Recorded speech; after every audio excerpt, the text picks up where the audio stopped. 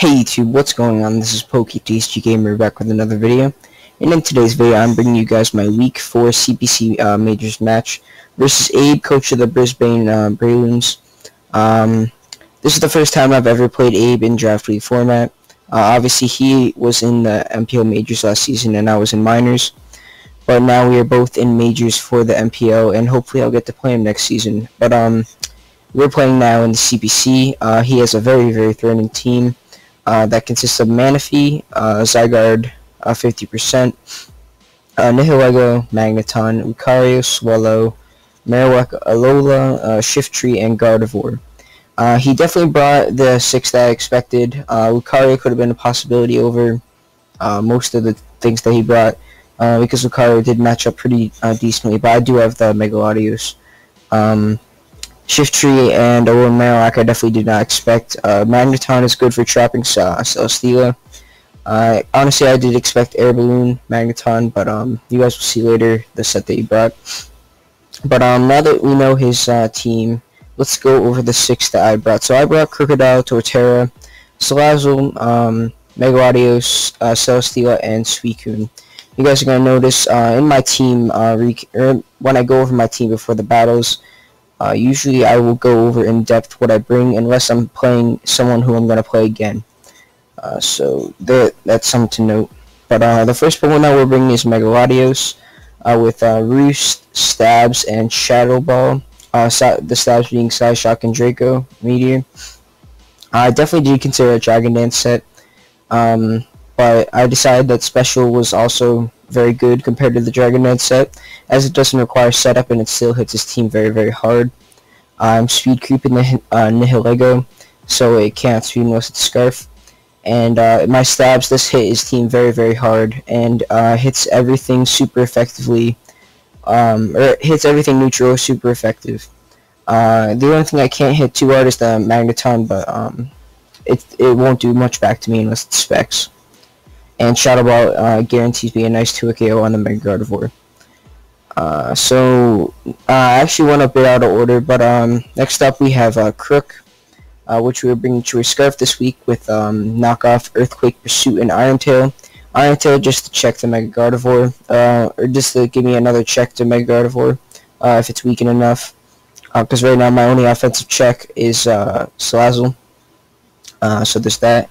And I guess Megalodios if it's weakened enough, but Mega Gardevoir definitely a huge threat for me to switch into, because it can carry things like Thunderbolt for my Celesteela.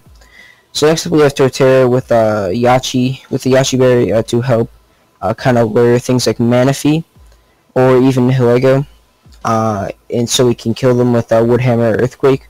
So alongside that we have Woodhammer, Earthquake, Synthesis, and EQ. So it can lure those 2 Pokemon and it kind of switches into Mega Gardevoir, but not really super well. But it's the best thing that we have to do that. Next up we have Salazzle with Life Orb, Rocking Taunt, Flamethrower, Sludge Wave, and HP Ice. The only thing we can't hit super hard is the Nihilego, but it was either hit that not super hard or the Zygarde. And I was honestly more scared of the Zygarde than the Nihilego, so I slapped on HP Ice. If I could carry double HP or hidden powers, I would. But I just slapped on Taunt, just like maybe if I wanted to stop Manaphy from setting up, or Zygarde, or stop a possible Marowak from setting up rocks, or something like that. So next up we have a Autotomize Celesteela with EQ, Heavy Slam, Seed Bomb with the Grassium Z. We are speed creeping Scarf Magneton after a Autotomize, and the Z Seed Bomb is just to prevent Manaphy from setting up on us. Because without, like, even Seed Bomb does very little damage, but a Z Seed Bomb is going to do like upwards of like 80%, so that's very nice to deter it from setting up. And last we have our Suicune. This was a kind of last minute add, but I was looking very weak to Zygarde and Marowak, so I added offensive Suicune with Protect for this residual recovery because I wanted to have leftovers and I didn't want to run Rest Talk. So it gives me at least a little bit of recovery.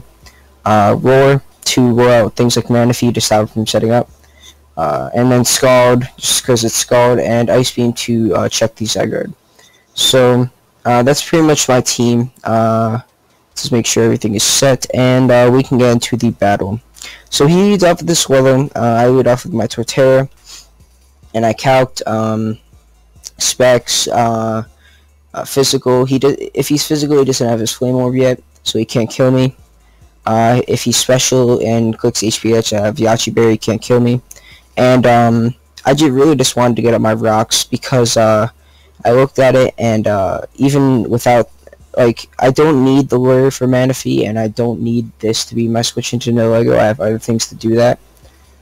So I decided to just let my Torterra take this Brave Bird that's about to take inside my rocks. As you guys are gonna see, we take a lot, but he also takes a lot of recoil. So we set up our rocks, which is very nice. He can't remove them. It's gonna get chip damage off on his entire team and do 25% of this. So we're gonna kind of make a stupid play because he has a free U-turn here, and I decided to go Celesteela for some reason, giving him the free Magneton Trap if he's like Specs. I think I do live a Scarf hit, but you guys are gonna see right here. He goes Magneton, and this was a questionable play on my part, but I really expected this Magneton to be faster than me, which is why I did not Earthquake right away.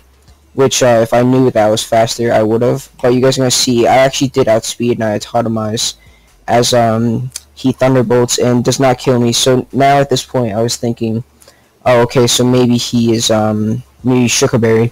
But you guys are gonna see, I just click Earthquake here, and I actually get the kill on the Magneton.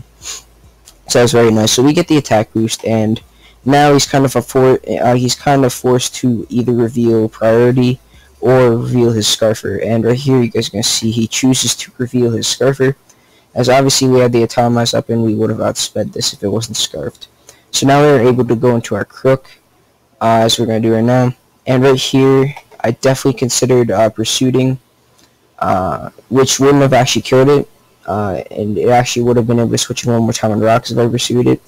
But I really just wanted to get off a knockoff here, get rid of something's item. If he goes guard, I have a sack in Torterra. And if he goes Zygarde or Manaphy, I have ways to pivot around that. So we just go for a knockoff as we knock off the Zygarde's leftovers, revealing that it is pretty offensive. It's not like defensive or anything. So we just go hard into our Suicune here, as I think he doubles into Manaphy. Yep, he does. And we just quick roar here because we're not going to risk this thing setting up. So we just roar out now, and get the roar into Swallow, which is very nice. So right here, I think I protect to get a little bit more burn damage. As he facades, and I do a calc. I do have the Torterra sack in the back, but I do want to save that sack from my Gardevoir, so I don't have to sack something else. So and I know I can take this relatively well, and I can still be able to switch into the Zygarde because we revealed it's not like Bandit. So I just stay in and I fire off in a Scald, I'm pretty sure. So he actually U-turns out predicting the Torterra sack to get momentum. But we're just going to Scald here, and now we have another kind of 50-50-ish kind of situation. He can easily Energy Ball me here, predicting the roar on Tilga. But he could also easily Ice Beam, predicting my Latios, totally reading that Energy Ball prediction. So I'm just going to go for a roar in case he like tries to set up again. But it is Ice Beam, so we get another roar off, and unfortunately we get the Swallow again. So definitely we got very fortunate with those rolls.